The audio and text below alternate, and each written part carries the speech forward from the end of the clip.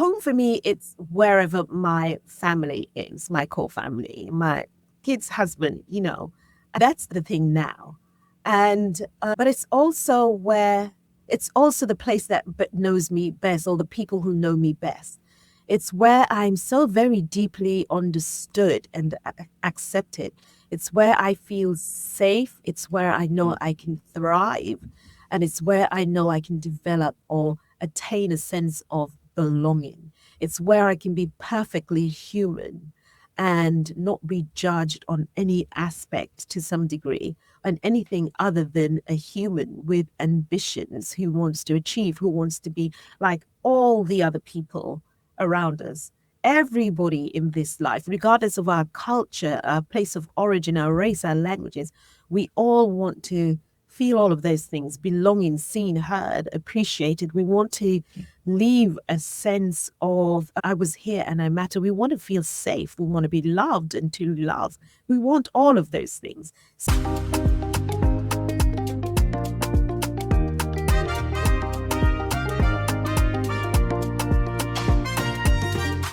Hi, everyone. Welcome to Media Moments. I am your host, Ahis, and today I'm joined by Yolanda Reshemah. She's the host of a podcast called The Places We Call Home. So, Yolanda has relocated 6 times across 4 countries, and her work explores a question many immigrants know too well: what actually makes a place feel like home? So, that's going to be the focus of our conversation today. But before we jump into conversation, I just want to share a little behind the scenes story. So, one of the beautiful things about being an independent podcaster, or that's a nice way of saying a small podcaster, is that you build relationship with other creators. So, you support one another. And sometimes when someone invites you onto their show, you also end up doing the same thing, inviting them back on your show. So that's how Yolanda and I actually connected. So several weeks ago, I think that was back in April, about a month or so ago, we did plan to do a back-to-back recording. So first, I was going to be on her show, and next she was going to be on my show, and we're going to record the episodes back to back. But the conversation went so well that we ran out of time. So we had to come back to continue the conversation. So I'm very excited to finally get to continue our conversation. So welcome to the show, Yolanda. Thank you so much, Ahis. It's a pleasure to be here and to be chatting with you again. Your podcast is about home and this question about home. But before we jump into it, I want to start with your immigrant journey. So you were born in the Caribbean, St. Vincent and the Grenadines. Is that how you say it? The Grenadines? Grenadines, St. Vincent Grenadines. and the Grenadines. Okay, Yes, you St. are Vincent there. and the Grenadines. Yes. And then you've since moved to multiple countries and eventually settled in the US. So why don't you Mm. walk us through that journey, where it started, and what made you move that many times, and how you eventually landed in the US? Absolutely. It's a long journey. Well, first of all, SVG, St. Vincent and the Grenadines, that's an island, a country in the Caribbean, in the Lower Antilles. It's not too far off the coast of, it's near Barbados. Everybody here knows Oh, about Barbados. okay. So I moved to England from there at the age of 10. And, it was super exciting because it was an opportunity to travel abroad and to see this big, shiny England that so many people had talked about over the years. And, in my country back then, ample people were moving. And for us, for me, certainly, I speak for myself. As I said, England sounded big and shiny, ample everything, ample food, ample fun, just as you can imagine for a 10-year-old. But, when you get there, the realities are just a little bit different. It was still exciting. But my mom and my folks always had this spirit of adventure. And they wanted us, first of all, to be raised in the country of our origin so that we know our history for ourselves, so that we're very much aware of who we are, who we say we are, and who we want to be. We're aware of not just the ancestry, but the culture of the land, the culture within the family. And I guess they didn't really want anybody to be able to shake us. It's just having that solid foundation. And so you move with that. And that's a strong sense of identity.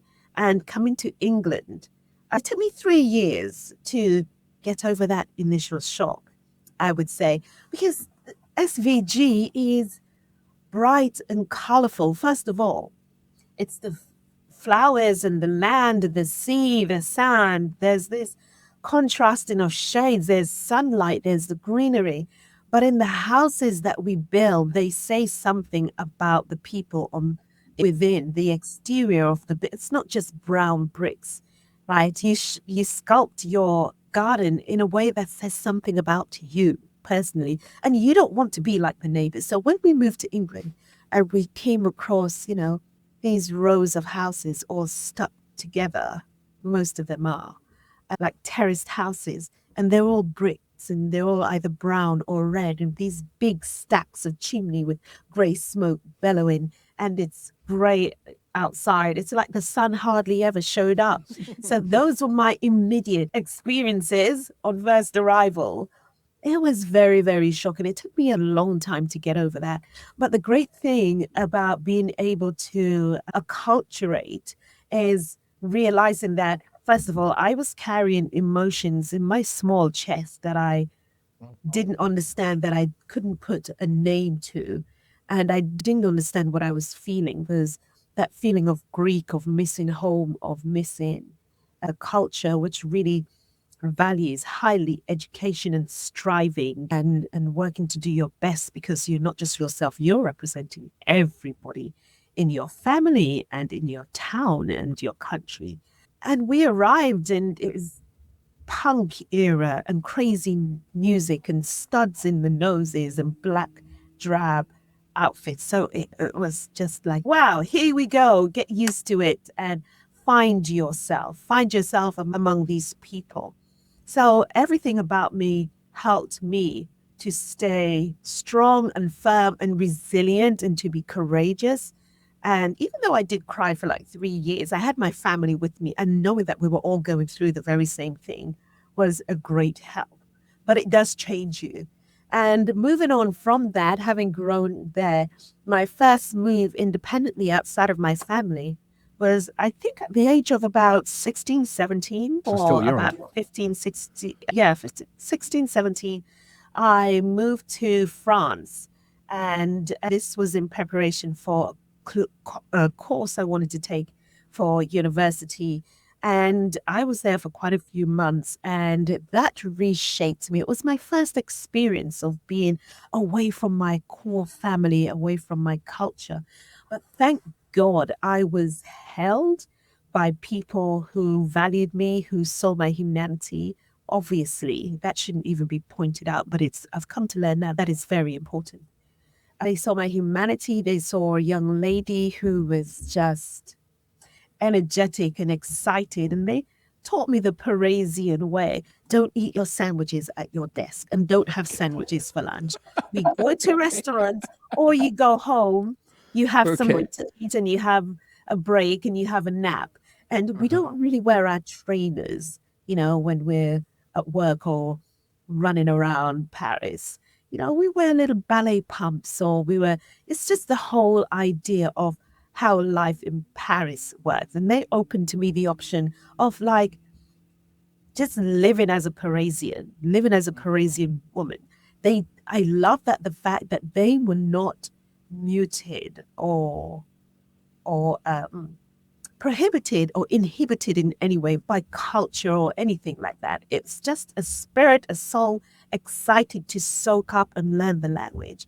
And that was my second move. Interestingly, my third move, I count this as a third move because it was so drastically different. I had changed after all of that time in Paris. Going back to England was a big culture shock. Oh, Understand? really? Yes, Wow. How long completely. were you in Paris for? Gosh, I was there for like just under a year. And because I was just so very immersed, and I didn't lose myself.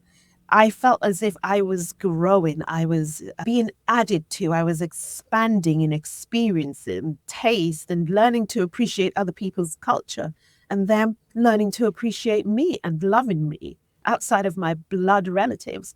Going back to England, the first few days were a complete and utter shocker. The first thing I did, I remember going home, was to turn the TV on. And I stood there and I listened for a few seconds and then I had to turn it off because it was so strange just hearing the English, because that a switch had gone off in order to think in French and live and move and function in French as a Parisian. There's a switch that takes place in the brain, and that's the only way I'm able to explain it. And I hadn't been prepared for this switch back, and I didn't know how to do that. And I just heard this English, everything about the structure of it, the way the words were structured, just sounded different. And I just had to spend quite a few weeks just being quiet. And my family kept asking me, "Are you okay? What's wrong?" And I was like, "Yeah, nothing. I'm fine. I'm okay. Just maybe I'm missing France." And maybe I really was. But I would go out, walk around the town center and go into shops and talk to people. And they say, "Oh, you sound very different. Are you Wait, this is France?" back in And England. back in England. Okay. In France, people obviously knew that I was, the English, the petit English feel. And so I had that idea of that difference, of sounding different, of having an accent that is different. And I wasn't prepared for any of that. I experienced a little bit of that as a child moving to England, but nobody really raised it. Everybody just understood. I went back to Paris again a few years later at the age of 21. So I was studying and I spent just about 18 months over there. And the change then was less drastic because I'm so much older. I had experienced it before. I knew what was coming. But I was so wrapped up in our world, in my family. I still didn't have the names for any of those psychological impacts that we talk about on the podcast, acculturation and all those sort of things. I just knew a little bit about homesickness, and I didn't really have that so much. Culture shock, yes, I've experienced that coming back to England. And so I lived there as well for a second time, moved back to England, didn't have an issue. Coming to America after this is move number 1, 2, 3, 4, I think. Moving to England, I met this man who then became my husband. We got married and we decided, maybe we should go on an adventure somewhere. Where do you want to go? Anywhere where there is sun. That was actually the extent of our research. Where can we work, do the language easily? And he's a medic, so his medical licenses has to work wherever we went. And we thought, should we go to Singapore? Should we go to Australia? Far too far. Dubai? No, don't want that. We landed in America and they accepted him so easily. And I just realized, I thought for myself, my job that I was doing then as a strategic communications and working in transformation and change environments, I'll be able to pick that up and do that anyway. It's harder for him as a doctor, but it worked out for him. And we arrived here and our mindset was like, yes, okay, we've been here so many times. And we were doing the tourist thing. We had 3 to 4 months of being tourists, 2 suitcases, a hired car, touring around the US, seeing all of the beautiful sights until like 4 months in. It's like, we need to settle down. We need to find a home and we need to build a life. And this was my first conscious experience of having to rebuild a life, me and him, or even just myself from scratch. Not just finding a home, finding friends, trying to figure out what is it that we need? What are the structures that we need in order to help us, enable us to make a life here that's bearable, sustainable. And that's where the interesting things started happening. And to cut the long story short, I did that again with a child from the US back to England and Germany. That in itself is a complete change because each of those junctions in my life, those transitions, those moves, happened at times in my life where I was just growing, specific time as a youth, as a child, as a teenager. And these junctions were all very challenging. I don't recommend to anyone to move abroad having just been married for a year. There's just too much newness. There's And was there a baby on top? So just being married and a baby? no, Or the was baby the baby came come a year later? later. Okay, okay. But I had been still, married for a year, okay. moved with this man that I was still getting to know into Yeah. a new culture, Country. new country, new Yeah. culture, just knew everything. Yeah. Don't do that. From my But heart, do that. there's one thing you said when you started about your immigrant journey about your parents wanting you guys to know who you were and to be grounded in your identity. So Yes. as you were talking about the different moves you made, the thing that just keep come back to mind is how were you was that something that you thought about, or how were you able to do that in terms of having that keeping your sense of identity from where you are? And as different places as you evolved, one because your first movie was at 10, so obviously imagine age was also part of it, being able to process the new environment. But just in all, how were you able to go back to that sort of value from your family of being grounded in who you are? For us, I think it's in maybe two or three ways Yeah. that I can explain it. And first of all, I moved with my core family. My parents had split up, but my mum was there. My dad was still in close contact with us. My brothers were there with us, my sisters, and me, the youngest. And so we brought with us, because we were influenced so very deeply by everything around us in the Caribbean. I mean, the whole culture and the values, the national values, the family values, the music, the food, the perspective of who we are and who we say we are versus who others think that we are, right? So we were already steeped in that. And everything around you is Black and is made for you and by you. Then you cannot extract that out of yourself. It is an integral part of who you are, it's in your fibers. So when you move, you carry all of that. And you can't help but maintain that. When we lived in England, it was very difficult for my mum to feed us because we didn't like any of the food. There weren't any spices. Not only was it grey outside, a little bit colorless. We have a culture now, and we've made a great life, and we're very happy. But back then, you know, it looked like boiled potatoes, and they were tasteless, and something called beef burgers, little round patties of beef that's just like hard and tasteless. And we were eating nothing. She got so desperate that she was buying chocolate bars for us. But we didn't want those either because we didn't like any of them. So she kind of had to figure out how to get some food in us because we didn't like any of it. And that started with going to places where there are other people of cultures, Eastern Europeans, very few at that point in time, but Indians and Chinese and Africans, and see what small markets were available and where we can grab things that we were familiar with and take those back home and eat that way. So we kept our culture alive by being a very close family. We had people from church as well who had lived from other parts of the Caribbean and Africa and other cultures as well. And so there was the close knit understanding of we've moved, we're new here, we're building a life. We're all in the same boat. What can we do for ourselves, by ourselves, but how can we help each other?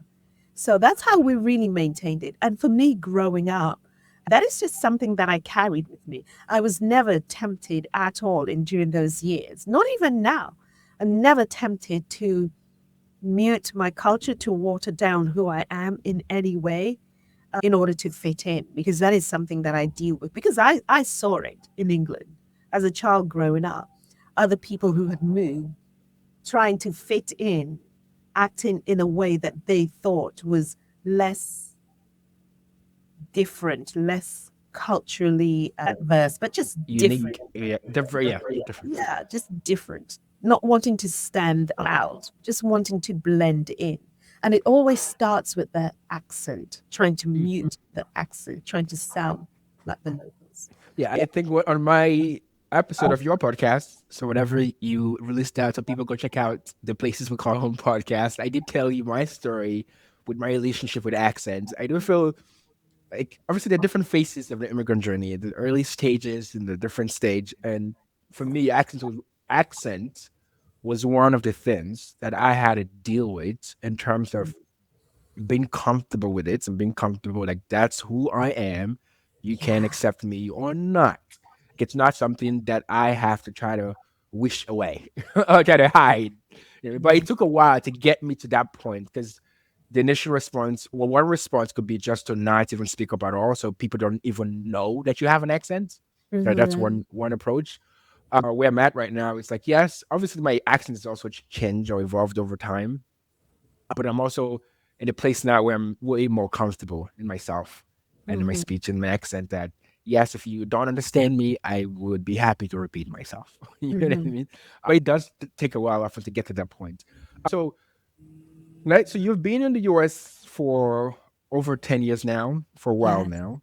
And to a lot of people, especially someone who may have just moved here in the last few months or a few years, they might be thinking, wow, you that's a long time. You are, for all intents and purposes, American now. Like, you've been here for a while now.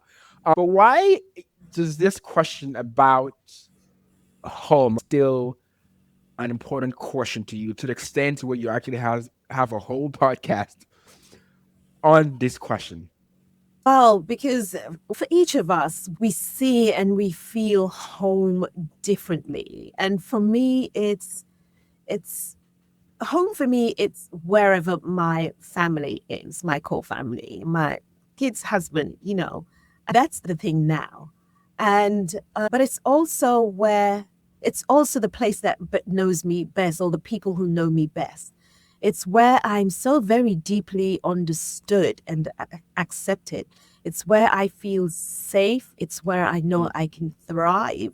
And it's where I know I can develop or attain a sense of belonging. It's where I can be perfectly human and not be judged on any aspect to some degree, on anything other than a human with ambitions who wants to achieve, who wants to be like all the other people around us. Everybody in this life, regardless of our culture, our place of origin, our race, our languages, we all want to feel all of those things, belonging, seen, heard, appreciated. We want to leave a sense of I was here and I matter. We want to feel safe. We want to be loved and to love. We want all of those things. So everybody is looking for that. Some of us have to move for that, right? For sense of safety or whatever. But home plays a significant role because it's where you are able to stay and settle and build on those things. It's where you're able to demonstrate my story, my experiences, my skill sets, my expertise. I can demonstrate what I can build and how I can impact you, my environment, my community. That is what home is. And there is still a very strong struggle and a need for so many of us who have moved to feel that, to find that. There is also a lack of understanding that we need to. Well, is there a lack of understanding? I don't know if it's necessarily a lack of understanding, but there needs to be a continued story, a narrative around the fact that there are certain challenges that prohibit that from happening. And this is what they look like. These are the names of how they show up in varying forms. And these are some ideas and tools that you can use to overcome those steps towards building a home, feeling safe, thriving. And so that's really what I'm here to do. And I'm not a therapist, I'm not a psychologist. I'm the woman who has moved 6 times in so many different stages, including with a kid who refuses to come back to where we call home. And the emotional offload with that is really significant. I've gone through it. I've done it the hard way. I know what it's like. I know why it's important to talk about this. And so I'm going to, because I want people to not make the same mistakes that I made. So just a very short question. Where is home to you physically right now? So, first of all, when I talk to my family Yeah. back in England, I refer to England as home because that's where they are. It's where my mum is.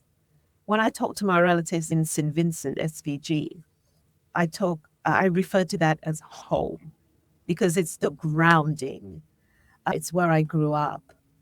It's where I know people care about and are interested in how I'm doing. It's the soil, it's the land from which I grew. Here, I call home because I've only just discovered this when I came back from that trip to England. I spent a year there. That's the trip where my daughter didn't want to come back to the US. But when I came back, I realized this is actually a place we can call home at the moment. We feel safe here. We've built a life here.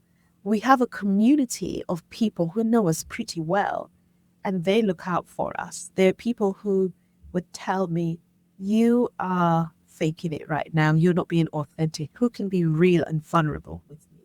That's hard to find. And so, because of that community, I feel this is a sense of home. So, I do call all those places home. But right now, with my husband, kids, this is home too. I hope that answers that question. I don't think I need to pick one over the other. And interestingly enough, when I'm with my core family in Italy or wherever we might go to, and we go out for the day, we say, "Oh, let's go home," meaning back to the house. Yeah. We're together. We have Yes. core of what we need. But Yeah. yeah, I just wanted to make it a little bit more tangible for people. Because I think one way to think about this question is just a philosophical thing about like where is home. There is also just a, like, as you mentioned, I like how you described it in terms of like safety, opportunity, community. I think those are all like very tangible things that yeah, people could think about and how that looks like for them in their yes. own lives.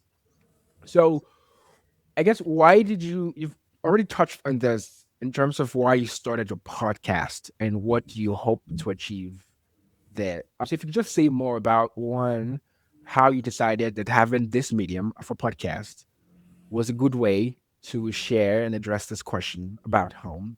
And then two, any like learnings or anything, some of the more interesting things you've heard in terms of the whole question about what home means. So the first part of that question is why the podcast? Yes. And to be perfectly honest, I don't know. I think it just happened. Now, here's what I do recall because this happened so very quickly, and I resisted because I never saw myself as somebody who wants to be out there forward facing in any sort of public arena. Public way, yeah. Because I like being private. I am extroverted, but I do like being private, and I like that sense of safety. But myself and different groups of girlfriends over COVID had all of these very intense and nurturing conversations about spouses and values and belonging and achieving and being foreigners here and the whole idea of the word foreigners and how we've experienced that in so many different ways. And they kept saying to me, "Yolanda, why don't you record? You should record this, Yolanda." And my response was, "Well, why don't you? Why should I? You know, why would I do that? I have no interest whatsoever in doing that." And then I had all of these different pockets of people. And I wanted to have a business, but I didn't know what I needed. I had a separate pocket of women who were budding founders. And they used to say to me as well, "I love the way you speak. I love what you have to say. I love your perspective." And it was very nice of them to say those gorgeous things. "Why didn't you record? You know, if you had an app and recorded reading a book, we'd buy it." That's a Well, quite a why big did endorsement. my response again was like, "Well, why don't you do it? Why would I do that? I have no interest in that." And it kept going on. The cusp of it, the Yeah. change happened when I started going to supermarkets after COVID, in late 2021, early 2022, striking up random conversations with Mhm. people I don't know. And they would say to me, "Oh, do you record? Oh, do you do this? Oh, do you have a show? Oh, are you an announcer?" And all these sort of things. And so I kept seeing the same patterns being repeated. I kept hearing the same thing over and over from different groups of people who had nothing to do with each other. And after about a year or two, I just thought, wonder if I could. I had no idea then what I would talk about. And I decided, you know what? I'm going to do a podcast. I mentioned it to the parent of a school friend, and he said, "Oh, I have an app. Bring me your laptop tomorrow. I'm going to put an app on it." I have somebody else behind him said, "Oh, you know what? I have some free Yeti microphone phones. So you can have one of those and I'll teach you how to Okay. use it." And then somebody else piped up, "You know, there's this studio that you can use free of charge. It's one Disney used to use. And there's this room you can." And then somebody else said, "Oh, well, my mother has this really interesting story of moving from Brazil to the US." And then I felt like I was in the middle of a tornado. It just kept blowing off. I decided I'm going to go and pray about this thing. And the minute I did, I don't know. Here I am. I don't know how I got Sounds here like the universe conspired or to make sure something. that this Yeah. to make sure that this happened. But I want to get to, do you think part of this, obviously I think that the English accent has a certain appeal in America in Right. general, right? So do you think, so when you mentioned going to the supermarket, do you think part of that was because they hear your English accent? That's why they say, "Oh, are you an announcer or do you work that?" Do you, I guess you connect the two. It's like, oh, it's mostly maybe primarily because of my accent. That's why they start making having all these images about you or what you're doing or what you could do in your head. I just, how do you process that yourself? How do I process that? I think, well, here's the thing. I don't know that. I think I've just come to learn that is what it is. People are intrigued by the Yeah. accent, but also because the combination of the accent and what they see maybe do not often go together. That's a good word. And so Yeah. there's an intrigue and an inquiry. I wonder if, and so people strike up conversations. And as long as you're perfectly nice, I'm always willing to have a lovely conversation with you. And I think that's what it is. But that also works in the opposite direction because certainly when I moved here and I had my daughter, and I realized that I now need to get out and meet people because it's not going to come to me. I had thought once I moved to the US, my husband's at work and I'm building the life, putting the structure and the foundation of what life would look like. I need people in that. And so I expected friendship to come organically as it does or did when I lived in England or in France. In the US, it doesn't work like that. You have to be intentional about meeting people. And I've now learned this is the other part of your initial question. I've also learned that you have to figure out what it is that you need to feed your soul. What's going to work for me? What sort of friends, what sort of people do I need? And you've got to build your community of friends around you. So once I started trying to meet people, they were a little bit confused with what they saw because it wasn't something that they encountered, if ever, very often. So And what, I just to had be, to learn sorry, that. just to be clear, confused by, The fact that I'm a black oh, woman with okay. this very thick English Rich- accent. And Got it. I saw that in some of their hesitancy and confusion, it's because they didn't know, they could not compute the two. I guess they couldn't put the two together. They didn't know how to respond to me. They didn't know how to deal with me. I think that's what it is. Because I guess in their silos or silo way of thinking, a person of my color sounds a certain way in the USA or has a certain lifestyle or mentality or whatever those pockets might Yes. be. And then I come along and I'm open to treating you and expecting the best from you because you're human. I'm not categorizing you. So that's how I learned to maneuver the world. That's how I grew up in England. First, character, humanity and character. Then all of the other things. Those things are very important, but humanity first and character. Here in the US, I think there's a meshing and a muddling of finding relatability based on perceived economic income and Status. Yeah. status and all these other things that have nothing to do with character and quality of humanity, I think. And so you've had 60 plus episodes now. Yes. So what keeps you doing it? I know there's lots of stats about how there's a billion podcasts out there, but Yeah. a lot of them then go past 3 episodes, or they be Yeah. like only 20% goes past like 10 episodes, or only, I don't know, 5% Really. goes past 20 episodes. It's like those type of stats. So what Uh-huh. has kept you going this long? Well, first of all, is the fact that I didn't look at any of those stats. That's good. But also, I think it's because I have such a passion for what I'm doing, such a deep and very strong conviction, because I want to share not only the stories of women who have, and men too, but primarily women who have overcome, who have moved abroad, leaving behind the place that has shaped them, that has initially told them who they are, to start a life in, to rebuild a life in a foreign land, sometimes with a foreign language, and the challenges that requires outside of the visas and all of the paperwork, the legal paperwork. There's this internal struggle. And I feel that this isn't so widely known. We don't prepare for it. Nobody prepares you for that. I wasn't prepared for it. And I've learned over the years now that I'm not the only one. And we suffer in our silos with isolation, of self doubt, of being muted because we are so paranoid about our accents and all the things that seemingly might be wrong with us. And they're not at all wrong. We're not at fault. And I want to share what I have learned. These women as well are sharing what they've learned because our stories connect us. We find ourselves reflected in the accomplishments, but also the struggles of other people because we are not at all isolated. So there's the sharing of the stories, the sharing of the wisdom, the creating of a community that says we are all experiencing the same thing.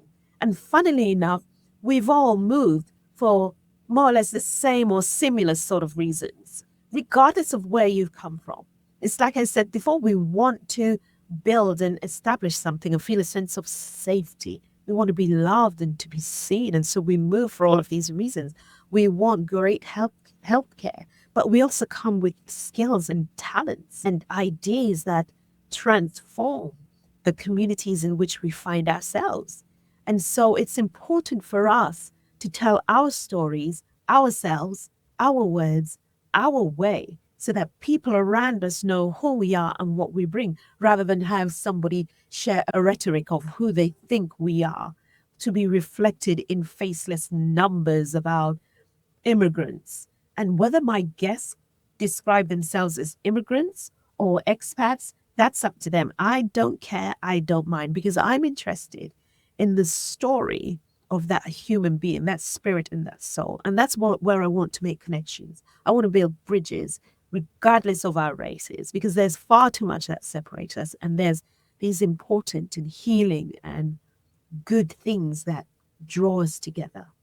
And that's what I believe in, and that's what I'm striving for. This the importance of shared stories. It reminds me of one thing a professor said in business school, which is this concept of a permission to go second. And all the time when you're going through, whether it's being an immigrant or like is going through some type of ailment or condition, you might think you're the only one suffering through this disease or suffering through this thing or whatever the condition might be. This is element of if one person raises their hand and then speaks about that, then it gives other people the permission, like, oh yeah, me too. Like me Yeah. too. But oftentimes it takes one person to start. 'Cause everyone is just like, oh, I don't want to be the person who talks about this thing. But once someone gets the courage to start speaking about this, and then everybody then starts sharing. So I've also found it in my own podcast, and I share a lot primarily on LinkedIn. So I shared some of my experience as an immigrant in corporate America, getting admissions to college, to business school, and all that stuff. And then it gives a lot of people permission to come like, oh yes, me too. These are the kind of challenges in my own job. What I'm trying to get a promotion or trying to Yeah. like move careers and move industries and all that's different things. And now we have shared stories and hopefully help Yes. each other along the way. A lot of what we've also talked about is talk about some of these emotions that going to a new place brings or trying to fit into a new place. But I also want to talk about some of the more sort of practical things. So when you come to America, for example, say you came on a student visa, like you have to think about like, okay, I need to get a work visa or a green card or this. You have a lot of like paperwork and stuff.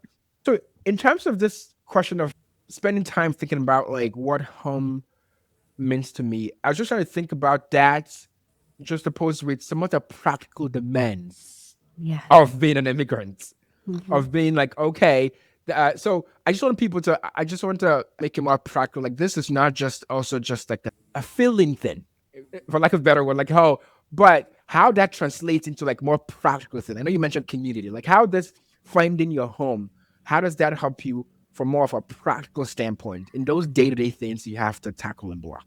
Well, if I understand correctly, we are talking about the practical matters of Surviving as an immigrant. Yes. surviving, dealing with your those other battles of visas and all of those sort of things. Well, Yeah. the matter of belonging is not to replace all of those. That's not what I'm trying to do. This Okay. is a support system for the internal, the psychological issues, because it's not a distraction either from those issues. But what I'm dealing with is also not a luxury. But I see it as the necessary scaffolding to building a life, as a life that's successful. Belonging is not a luxury. Good mental health is not a luxury. And I'm not pretending that those systems, the challenges to visas and ability to stay, and all of those things are not real. And neither am I saying that the system is not broken, but also the emotional state that we find ourselves in is real and it's less spoken of. Nor am I saying that belonging is that you can belong your way out of the practical issues either. The practical structures and problems are real. What I am saying is that you being able to fix yourself is extremely important. You understanding what you're dealing with internally, because it's not visible until you open your mouth and you are vulnerable enough to tell somebody that you trust what you're going through. So, what I'm dealing with is about helping you to avoid breaking apart under the weight of those external pressures.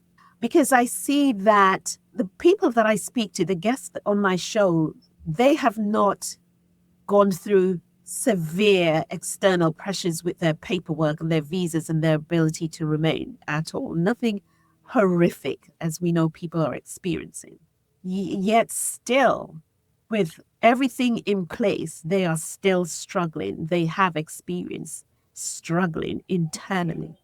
So the external system, the everyday issues of paperwork and what you encounter in life, that's real. But once you have ticked those boxes, there is still this thing about who am I now? How do I thrive here? Am I the right fish in the right pond? Or do I need to change my scales? Or do I need to find a different pond, a different town, a different city, a different state? Why am I still finding it hard to make friends? Is it me? Is it that I haven't understood the culture? Is it that they're shunning me because I sound too different or look too different or some other thing? So, this is about building a community to help you understand what those internal pressures are, because those are the things that are not so often spoken about. Does this question of belonging, say you tick the boxes, say yes, now you become a permanent resident or US citizen or what have you. So that's not the problems you think about on a day to day basis. But does this question of belonging in your mind, does that ever go away for you? Like, is that something you even think about for you now? From time to time, yes. And it happens in small ways.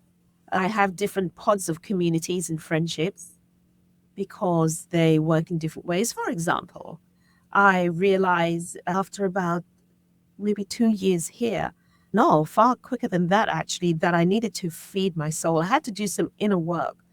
Oh, it sounds so woo woo. I'm not at all woo woo. I had to do some soul searching to find out what is it that's missing in my life here. What feels out of place? I feel out of place. I've done the touring. We settled. We've got a home, and it's people. Now, what type of people? What am I looking for?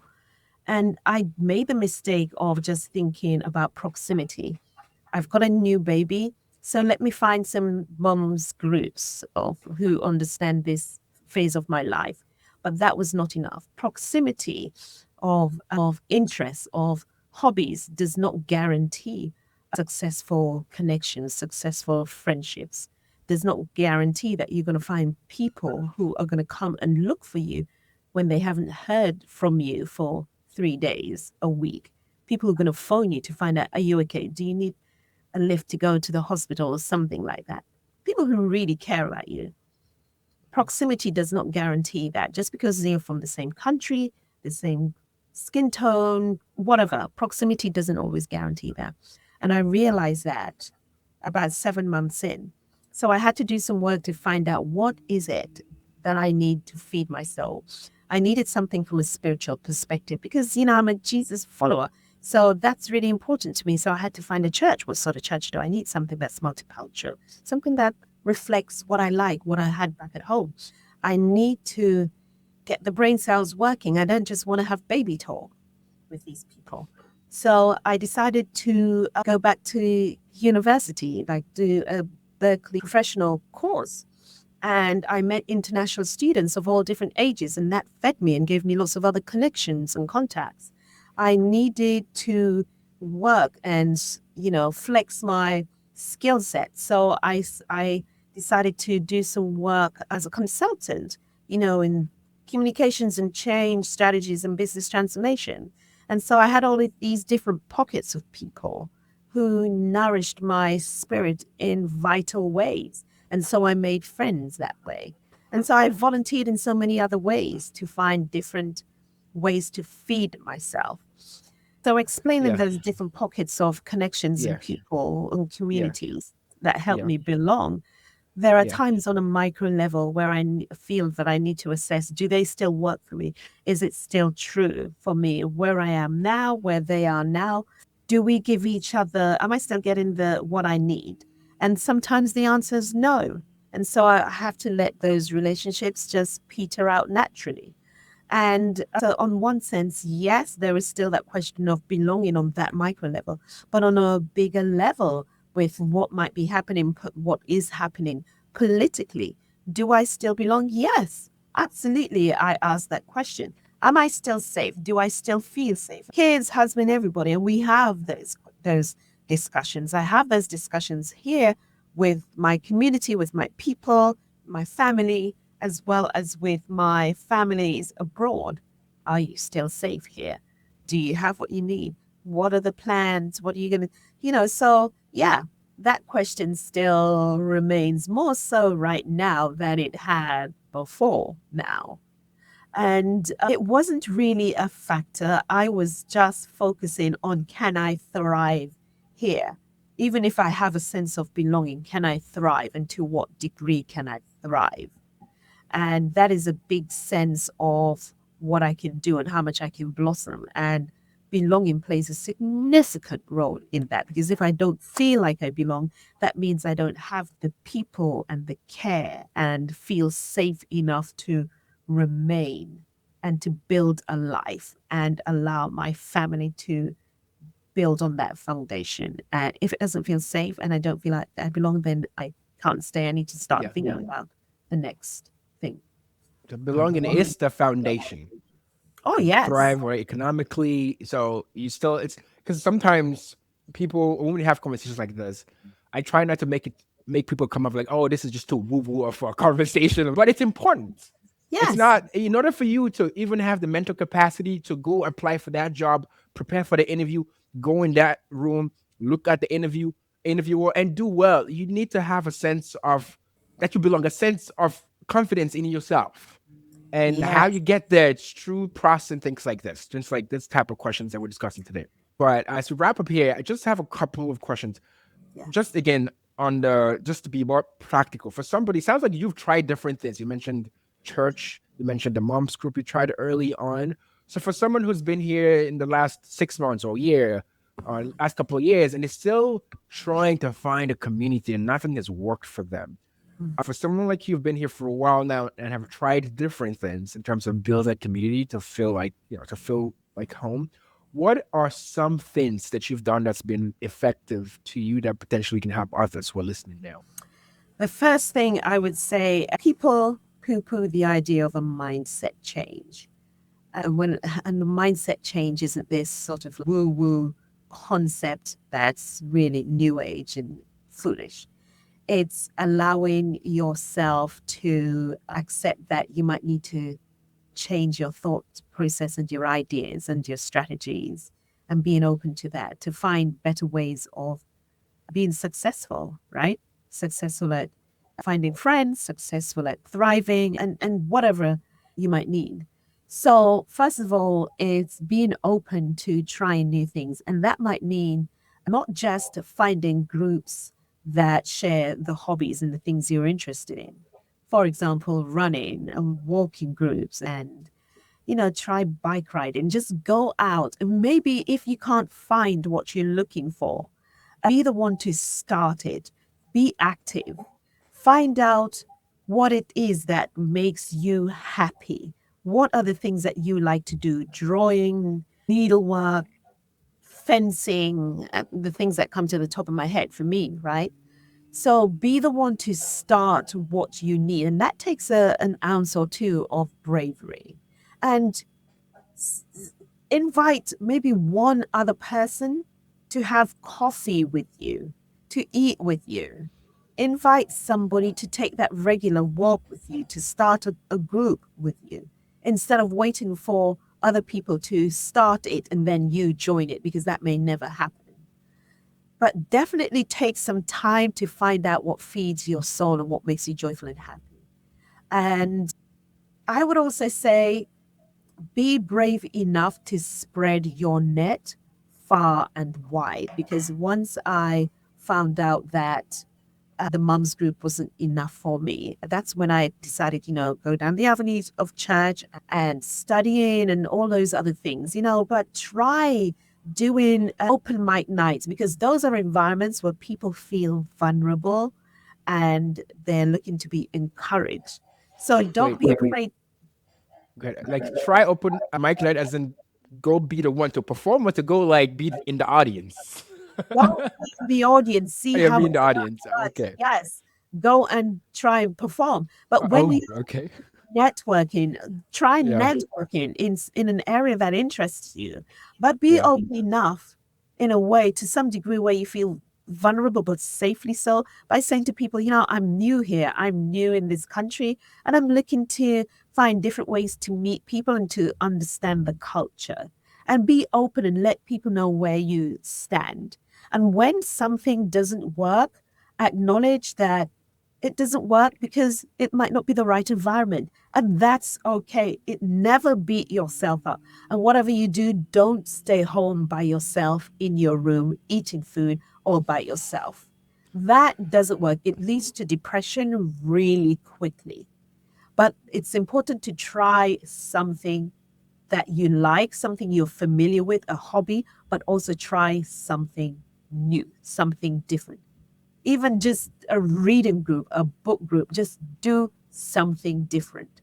Language classes as well. If the country you're in is not your language of origin, make sure you learn the language. First, to a degree where you can advocate for yourself, and also to a degree where you can function professionally. That's a different type of language as well. It's different. Me speaking English to go to the supermarket and fill in forms is one thing, but me speaking English proficiently where I can be a therapist is quite different. So those are just some of the examples, but also be open to the fact that if it's just not working where you are, be open enough to consider moving somewhere else, a different state. But you need, in order to do those things, you need to understand what you need, what's good for you, not just what you want, but what feeds your soul. That's a great place to end. Thanks, Yolanda. I'm going to Yeah. ask my final question that I ask every guest, which is what's the best advice you've ever received? Oh, that's a really good question. I think it's that what I've learned here from this podcast and what has been shown and heard from since as a child growing up is that there is nothing new under the sun. It sounds like Lauryn Hill's song. There's nothing new under the sun. Everything that it is has already been done. And that is good to keep in the back of your mind and consider taking good counsel from people who have walked in your shoes ahead of you and who have battled the same giants that you're now facing and who have prevailed and overcome in some way. And you can tap into their stories and their lived experiences and learn from it. And that's what I'm bringing with the Places We Call Home podcast. Thank you. Thank you for the podcast. Thanks for coming on the show. And thanks for also having me on your show as well. And to everyone listening, thank you for your time today. If you found this episode helpful, subscribe to the show on Spotify, Apple Podcasts, YouTube, or wherever you listen. That's it for today. I am Elise, and until next time, stay unmuted.